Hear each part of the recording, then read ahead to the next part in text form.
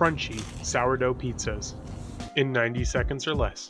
To make the red sauce, start by adding tomato paste to a bowl, some tomato sauce, 2 parts dried oregano, Italian seasoning, garlic powder, onion powder, garlic, salt, black pepper, and sugar.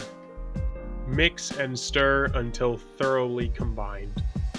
Grab garlic, smash it, slice it, dice it, and then finally mince it.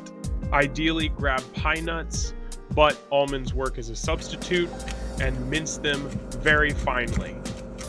Put both the garlic and the minced almonds into a bowl. Add olive oil, fresh basil, although basil paste works in a pinch, salt and pepper. Lastly, stir until combined. Prepare your choice of pizza toppings. I like salami. After all of the preparation is done, go ahead and decorate your pizzas.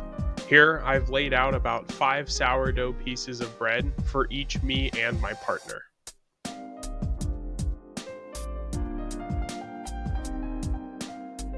Throw the prepped pizzas in the oven, let them cook to your desired preference, and then go ahead and plate them.